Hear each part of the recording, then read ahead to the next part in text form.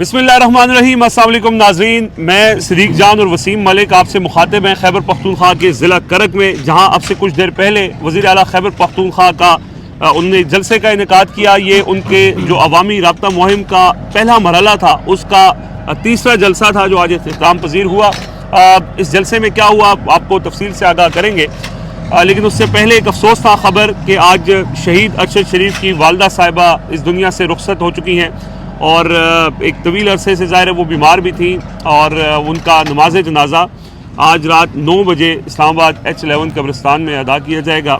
एक अजीम माँ, एक अजीम खातून जिसने अब इस धरती पर अपने बेटे कुर्बान किए, इंसाफ उनको नहीं मिल सका, तो दुआ करें अल्लाह पाक उनकी मग़फ़िरत फरमाए, उनकी दर्जात बुलंद फरमाए और उनकी जो एक ख्वाहिश थी या उनकी जो एक ख्वाब था या एक यानी एक माँ जिसके बेटे को नाहक कत्ल किया गया वो इंसाफ के लिए दर बदर फिरती रही लेकिन इंसाफ ना मिला।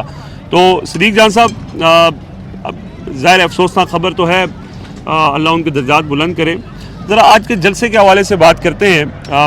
ज़ाहिर अब ये डिस्कशन नहीं है कि कितने लोग थे या क्या माहौल था, वो तो एक मोमेंटम उन्होंने बना दिया है। जो इम्पोर्टेंट बात है वो ये है कि पहले मरहले में उन्होंने एक तो पब्लिक ओपिनियन को इतना ज़्यादा मोबिलाइज़ कर दिया है और उसके साथ साथ एक नई लहर, एक नई रूह फूंक दी है, जिसके बाद 2 हफ्तों के अंदर KPK की फ़िज़ा में तब्दीली नज़र आ रही है।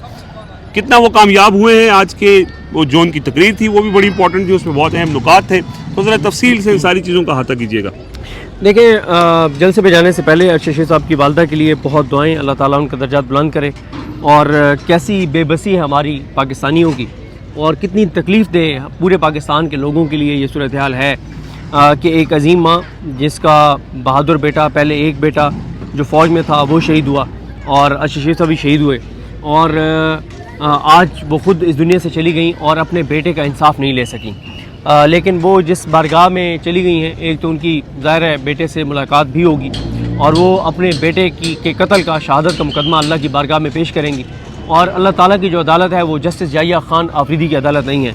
वहाँ पे कोई जस्टिस ज़मीन नहीं है, वहाँ जस्टिस जोगर नहीं है, वहाँ जस्टिस आलिया नीलम नहीं है, वहाँ जस्टिस आमिर फ़ारूक नहीं है। वहाँ पे पाकिस्तान जैसा घटिया निज़ाम नहीं है जहाँ पे एक शहीद को इंसाफ नहीं मिला और उसके कातलों का मुहासबा नहीं किया गया।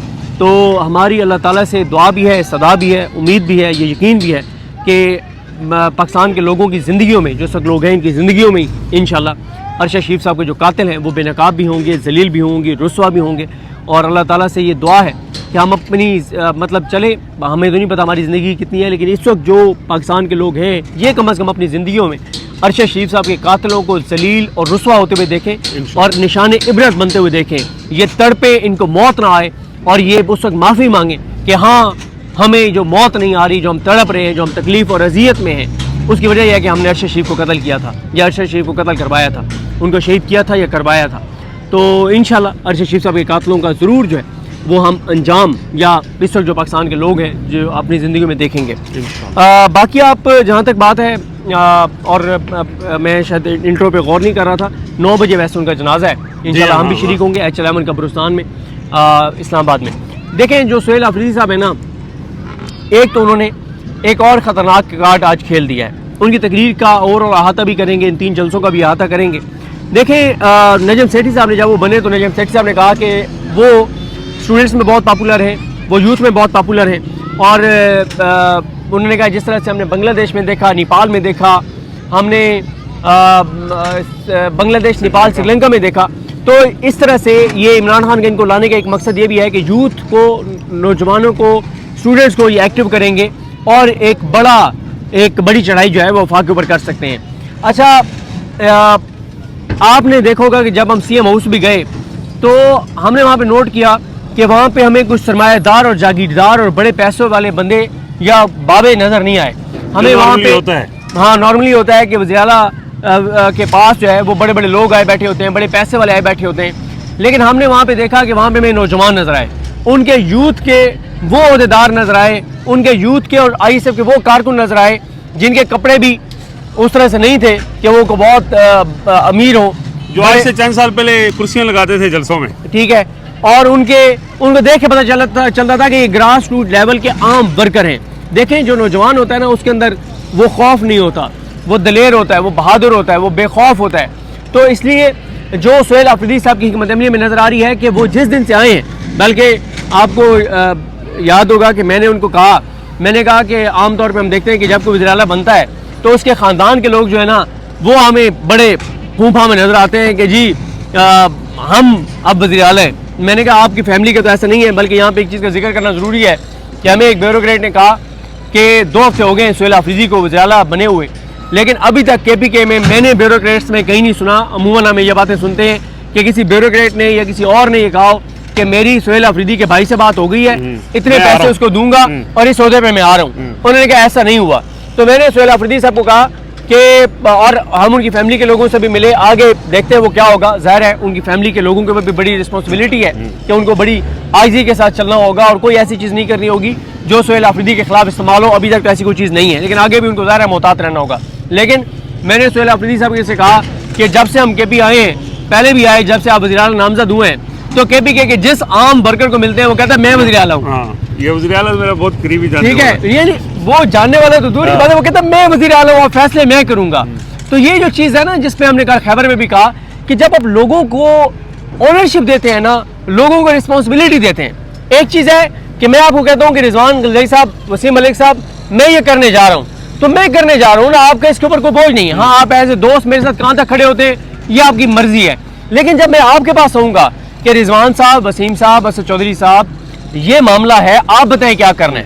جب آپ یہ آپ بتائیں، جب آپ مجھے بتائیں گے پھر آپ کی اونرشپ ہے، پھر آپ پیچھے نہیں ہٹ سکتے. اور آج صبح ہماری ممتاز بنگئی صاحب سے جب ملاقات ہوئی، یہ اس تناظر میں بات کروں کہ جو کل قبائلیوں کو انہوں نے آن بورڈ لیا ہے اور آگے تمام وہ قبائلی اضلاع میں جا رہے ہیں، تو انہوں نے کیا کہا ممتاز بنگئی صاحب نے، بہت سینئر صحافی ہیں اور ہمارے تو استادوں میں سے ہیں، میں تو بہت ان سے سیکھتا ہوں. انہوں نے کہا کہ جب جرگہ ایک فیصلہ کر دیتا ہے، یعنی جرگہ فیصلہ کر دیتا ہے، جو قبائلی لوگ کہہ بھی رہے ہیں کہ آپ ہمیں ٹائم دیں، ہم 1 یا 2 ماہ کا ٹائم دیں گے، تمام جرگے بلائیں گے اور ہم دہشت گردوں کو 1-2 ماہ کا ٹائم دیں گے کہ نکل جاؤ ورنہ ہم پھر بندوق اٹھائیں گے. انہوں نے کہا اگر وہ نہیں نکلتے، پھر جب جرگہ فیصلہ کرے گا کہ بندوق اٹھا کے نکلنا ہے تو یہ ہو نہیں سکتا کہ کوئی مس ہو جائے. ہر گھر میں سے ایک بندے کو اسلحے سمیت نکلنا پڑے گا دہشت گردوں کے خلاف.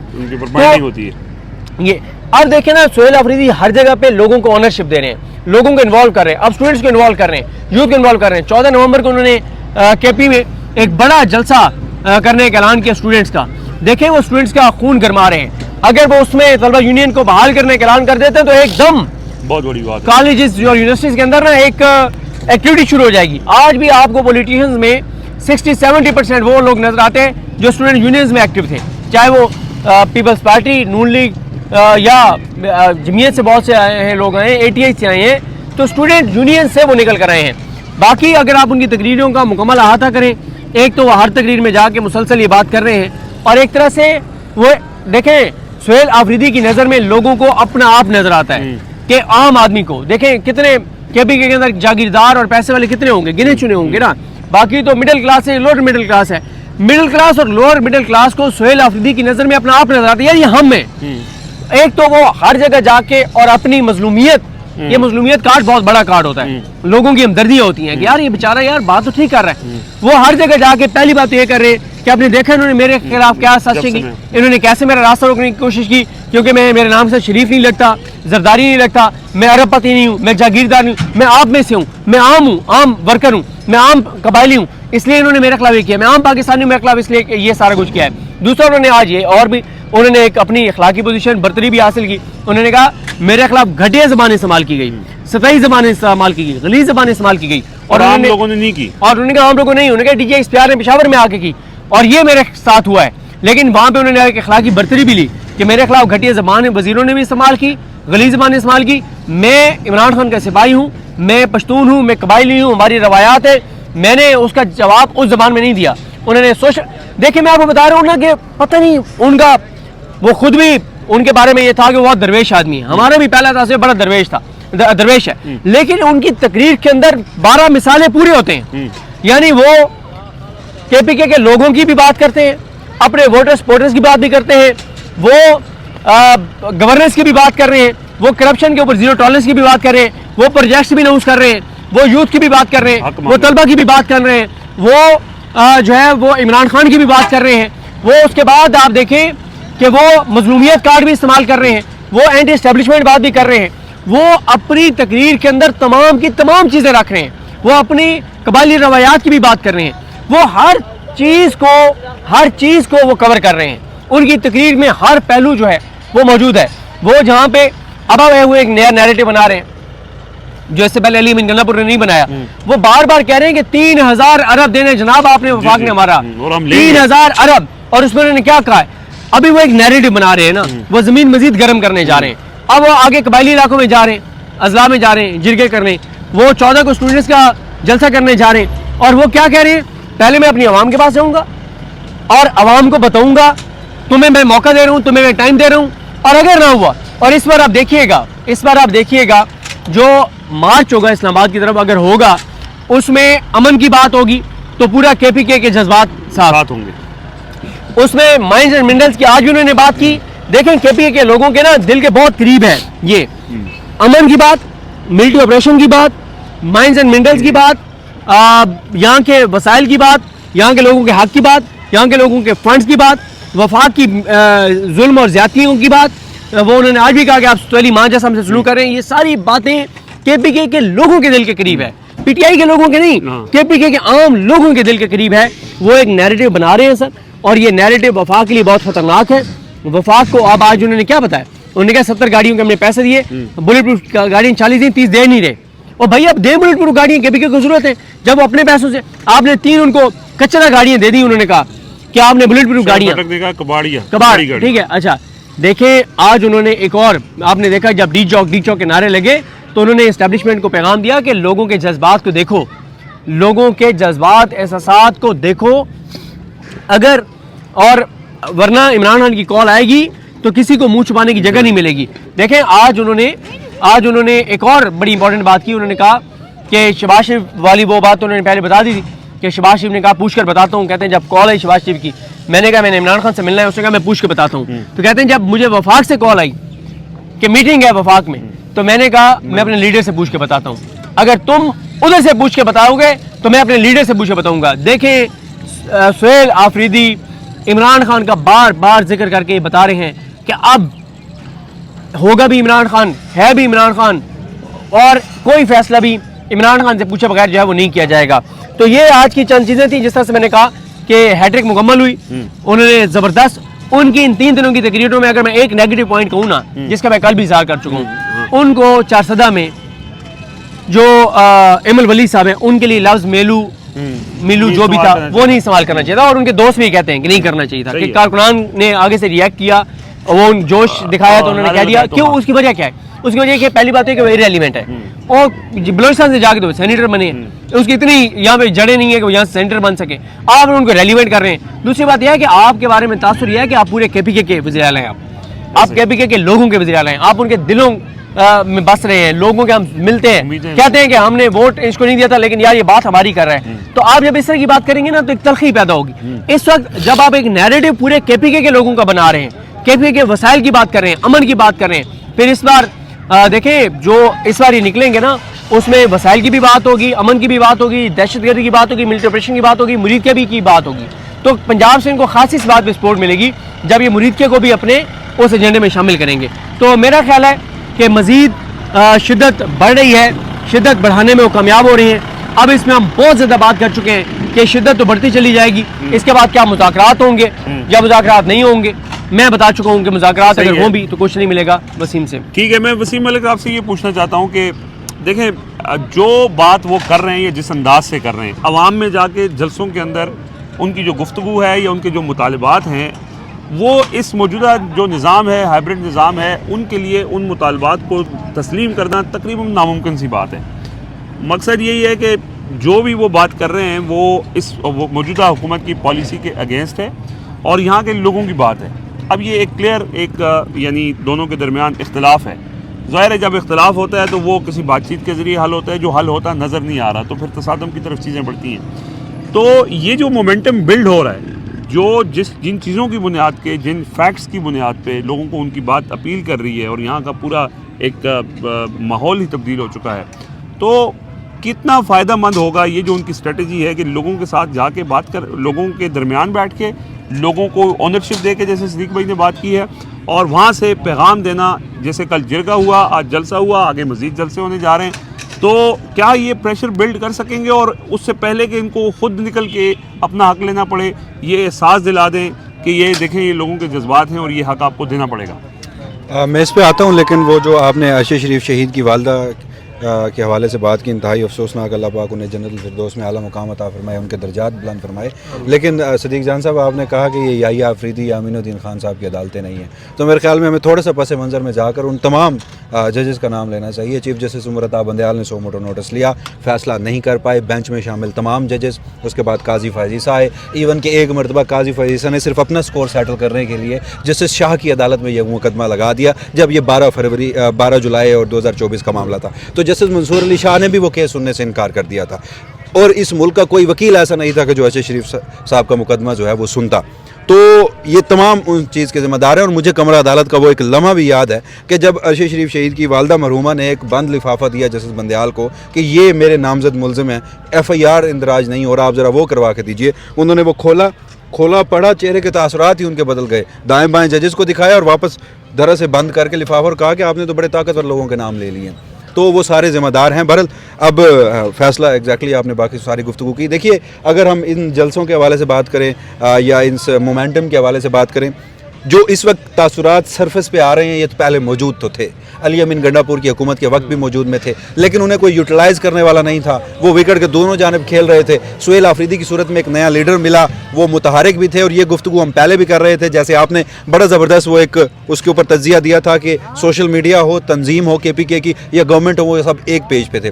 ہم نے ان 3 دنوں میں 4 سے لے کر خیبر سے لے کر پشاور سے لے کر یہاں کرک تک, ہم نے اب ان لوگوں کی تاثرات دیکھ لیے ہیں اپنی آنکھوں سے کہ جو گفتگو ہوتی تھی وہ درست ہوتی تھی. آپ کا جو سوال ہے کہ احساس ہوگا, احساس کس صورت میں ہوگا, یہ سب اس وقت کیوں ہو رہا ہے؟ یہ سہیل آفریدی صاحب فوراً ہی, ابھی ان کی کیبنٹ نہیں بنی, وہ عوام میں کیوں آئے؟ وہ ایک ملاقات مانگ رہے ہیں. جو موجودہ نظام ان کو ملاقات نہیں کرنے دے رہا. آلدو کے رانا ثناء اللہ صاحب نے غالباً ہفتے کے روز کہا کہ سوموار کے روز ملاقات ہو جائے گی, یعنی کل ان کی ملاقات ہو سکتی ہے. مجھے ابھی بھی ممکن ہے, اور اللہ کرے میں غلط ہوں, سینس کہیں پرویل کرے, مجھے ملاقات ہوتی نظر نہیں آ رہی. جس طرح یہاں سٹیج سے تلخی بڑھ رہی ہے, سٹیج سے جو بیانات آ رہے ہیں اور روز بروز مزید تلخ آ رہے ہیں, تو ملاقات نہیں ہونی. تو جو لوگ ملاقات نہیں کروانے دینا چاہتے, آپ کو لگتا ہے کہ وہ خیبر پختونخوا کے امن کے حوالے سے کوئی سنجیدہ اقدامات کریں گے؟ وہ خیبر پختونخوا میں جو عوام کا سینٹیمنٹ ہے اس کے حوالے سے سنجیدہ اقدامات کریں گے؟ آپ ایک لمحے کے لیے چھوڑ دیجئے PTI اور اسٹیبلشمنٹ کی لڑائی ہے. آپ یہ دیکھیے کہ یہ پختونخوا کے لوگ ہیں. وفاق اور پختونخوا کو تھوڑا کمپیریزن کیجئے, تو کل پرسوں سے یہ بات سرفس پہ آ رہی ہے نا کہ 3000 ارب آپ نے نہیں دیے. یا تو دہشت گردی کا معاملہ ہوتا اور آپ سنجیدہ ہوتے تو 3000 ارب آپ کے پاس ڈیو نہ ہوتا یہاں کا. تو بہرحال اس سارے اقدامات میں 3 گاڑیاں نہ دینی پڑتی, 3 پرانی گاڑیاں نہ دینی پڑتی. سہیل آفریدی کے اوپر وہ ساری چارج شیٹ بہرحال اس کا وہ جواب دے چکے ہیں. ایک چیز اسٹیبلش ہو گئی ہے کہ لوگ کمیٹڈ ہیں اپنے کاز کے ساتھ. امن اور عمران خان, اس پر وہ جلسوں میں آ کے مومنٹم بھی ڈیولپ ہو رہا ہے اور لوگ تیار بھی ہیں. سہیل آفریدی صاحب سٹیج پر کھڑے ہو کے گفتگو کرتے ہیں تو نیچے سے ڈی چوک کی آوازیں بھی آ رہی ہوتی ہیں. اور اس میں ایک بار یہ فرق ہے کہ ہم نے لوگوں سے گفتگو کی تو وہ یہ سمجھتے ہیں کہ چاہے 26 نومبر کو جو کچھ ہوا وہاں پہ سہیل آفریدی صاحب ہوتے تو وہ وہاں سے نہ جاتے, اور اگر سہیل آفریدی صاحب وہاں سے نہ جاتے تو ہم بھی وہاں بیٹھتے اور دھرنا دیتے. تو اس بار خدا نہ خواستہ اگر ایسی صورتحال آئی تو لوگ زیادہ کمیٹڈ ہو کر وہاں جائیں گے اور زیادہ ریزنٹمنٹ کے ساتھ وہاں بیٹھیں گے. لیکن ابھی تک تقاریر کی حد تک یہ معاملہ ہے, ابھی تک نیریٹو کی حد تک ہے. اب دیکھنا یہ ہے کہ ملاقات نہیں ہوتی تو اگلے آنے والے 1 ہفتے میں کیا ہوگا, سہیل آفریدی صاحب کے پاس عملی صورت میں کیا پلان ہے, اور اگر ملاقات ہو جاتی ہے تو اس کے بعد تو وہ عمران خان صاحب جو بھی کہیں گے وہ ہوگا. لیکن اگر ملاقات نہیں ہوتی, کیونکہ یہ تینوں جگہیں ملاقات نہ ہونے کی وجہ سے انہوں نے عوام میں آنے کا فیصلہ کیا تھا. وسیم ملک, یہ بتائیں کہ سہیل آفریدی صاحب 26 نومبر کو بھی تو ڈی چوک موجود تھے نا, اور وہ تب نکلے جب ایک کارکن شہید ہوا اور اس کو گاڑی میں لے کے نکلے تھے. یعنی وہ تو اس دن بھی وہاں پہ ڈی چوک پہ پہنچے تھے, سب سے پہلے پہنچنے والوں میں سے, رکاوٹیں ہٹانے والے میں سے تھے. تو ہم نے جب ان کے قریبی شخصیت سے پوچھا کہ سہیل آفریدی اگر 26 نومبر کو لیڈ کر رہے ہوتے تو کیا کرتے, تو انہوں نے کیا جواب دیا؟ سہیل آفریدی کو اگر وہ لیڈ کر رہے ہوتے تو وہ بیٹھتے, وہ دھرنا دیتے. اگر سہیل آفریدی وزیر اعلیٰ ہوتے تو کیا ایک منتخب وزیر اعلیٰ, ایک چیف ایگزیکٹو کے اوپر آپ گولیاں چلاتے؟ उन्होंने क्या कहा कि अरेस्ट गोली करते। खाते। हाँ, मतलब वो तो उन्होंने कहा ना कि अगर सुहेल अफरीदी होते तो वो बैठते, और ये सिर्फ सुहेल अफरीदी के करीबी लोगों ने नहीं कहा। हम 4 जलसे में गए, हमने वहाँ जलसे के फौरन बाद लोगों से गुफ्तगू की, तो लोगों ने कहा कि हमें याद है सुहेल अफरीदी उस दिन कैसे रुकावटें हटा रहा था, कैसे फ्रंट से लीड कर रहा था, और उन्होंने भी ये फिक्रा कहा कि अगर सुहेल अफरीदी होता तो वो वहाँ से ना भागता, और इस बार भी कहा कि हम डी चौक जाएंगे और इस बार सुहेल अफरीदी वहाँ से नहीं जाएगा। तो जो सुहेल अफरीदी के करीबी साथी जो उनको पर्सनली जानते हैं, उनकी फैमिली, उनके दोस्तों में अगर वो दावा कर रहे हैं, तो एक ग्रास रूट पे एक पीटीआई का कारकुन भी वही समझता है। वो ये भी कहते हैं, उनके करीबी जो दोस्त हैं वो ये भी कहते हैं कि सुहेल अफरीदी जो है वो खुश नहीं थे 26 नवंबर वाली हिकमत अमली पे, और वो इसलिए खुश नहीं थे कि वो ये समझते हैं, खैर तो ये समझते हैं कि सुहेल अफरीदी साहब की हिकमत अमली हमारी दुरुस्त नहीं थी 26 नवंबर वाली। वो जो पहला एक प्लान था कि पंजाब से 500 जो पीटीआई के एमएनएस एमपीएस टिकट होल्डर्स मिला के कुल हैं 500 लोग हैं, वो 500 लोग 100 लोगों को सवाबी में लेके आएँ, वो सब लोग 50,000 लोग सवाबी पहले पहुँच जाएँ, फिर इकट्ठे मूव करें। तो वो ये समझते हैं कि वो हिकमत अमली ठीक नहीं थी। और दूसरा, सुहेल अफरीदी साहब के दोस्त ये कहते हैं कि सुहेल अफरीदी साहब के मुताबिक उस वक्त की वो बात बताते हैं कि वो कहते थे कि बड़ा जुल्म किया है अली अमीन गंडापुर ने, कि उनके पास कोई प्लान बी सी नहीं था, कि भाई अगर ये होगा तो ये करेंगे, ये नहीं होगा तो फिर ये करेंगे, कोई प्लान ए बी सी नहीं था। इस बार वो कहते हैं कि तमाम प्लान जो हैं वो बनाए जाएंगे और एक स्ट्रेटजी उनके मैं पास। आपको भी दाद देता हूँ, आप यहाँ से चले वहाँ तक वीडियो में, और सिद्दीक जान साहब आपसे मुखातिब थे और आप आवाम से और कैमरे से मुखातिब ही नहीं थे। बस देखें, मैं जो बात आखिर में करना चाहता हूँ लोगों के लिए भी, देखें हमने 4 से ये सफ़र शुरू किया, फिर उसके बाद हम खैबर गए और आज यहाँ करक में मौजूद हैं। एक चीज़ जो आप इस्लामाबाद में बैठ के, बहुत से लोग इस्लामाबाद से बैठ के खैबर पख्तूनख्वा की पॉलिसी के ऊपर बात कर रहे होते हैं, और वो वहाँ से उनको उन ग्राउंड रियलिटीज़ का अंदाज़ा नहीं होता जो आप ग्राउंड पे आके ख़ुद जब लोगों से बात करते हैं। मसलन हमारे इस पूरे उसमें सफ़र में 4 में वहाँ लोगों से बात हुई, पेशावर में हमने 2 दिन गुजारे, वहाँ पे वहाँ लोगों से भी बात हुई, कबायली माहिदीन से, मशरान से, खैबर पख्तूनख्वा में जो पहले लोग हुकूमत में थे उनसे बात हुई, इसके अलावा जो ब्यूरोक्रेट्स हैं उनसे बात हुई, फिर जो आगे उम्मीदवार हैं जिनको लगता है कि वो आने वाली हुकूमत में होंगे उनसे बात हुई, वज़ीर आला से गुफ्तगू हुई, फिर यहाँ आ गए। यहाँ भी अब 3.5 घंटे का सफ़र करके यहाँ आने का मकसद ये था कि जब तक हम वहाँ पे जाके लोगों से बात करके नहीं हम बात कर सकते जब तक आप ग्राउंड पे मौजूद ना हो। रिपोर्टिंग का ये बुनियादी एक फ़लसफ़ा यही है कि आप वहाँ उस जगह पे मौजूद हों तो आप ज़्यादा बेहतर तरीके से प्रेजेंट कर सकते हैं। तो ये कोशिश हमने की, और ये जो गुफ्तगू हम कर रहे हैं और मुसलसल कर रहे हैं, वीडियोस के अंदर कर रहे हैं, उसका मकसद सिर्फ ये है कि यहाँ के लोग क्या कह रहे हैं, सेंसिबल बात क्या है, सेंस प्रिवेल करना चाहिए और इश्यूज़ का हल निकलना चाहिए। हम इश्यूज़ के हवाले से हमने जो लोगों से सवालात किए उनके हल के हवाले से भी लोगों से सवाल किए और कोशिश की कि वीडियोस के ज़रिए उनके जवाबात लोगों तक भी पहुंचाए जाए, और जहां ये पॉलिसी बनती है वहां तक भी ये बात पहुंचे कि यहाँ के लोग क्या चाहते हैं। तो ये कोशिश हमारी आगे भी जारी रहेगी इंशाल्लाह, और जहाँ जहाँ यही हमारा काम है करते रहेंगे। सिद्दीक भाई, माजरत के आपकी और वसीम मलिक की नींद भी बहुत ज़्यादा इन 3 दिनों में डिस्टर्ब रही, तो अब इंशाल्लाह नेक्स्ट हम इस्लामाबाद जाके अपना रूटीन का काम करेंगे और आगे भी जो एक्टिविटीज़ होंगी वो साथ साथ कवर करते रहेंगे। तो अगर आप इजाज़त दें तो बिल्कुल बहुत शुक्रिया जी, अपना फीडबैक ज़रूर देते हैं। अल्लाह हाफ़िज़।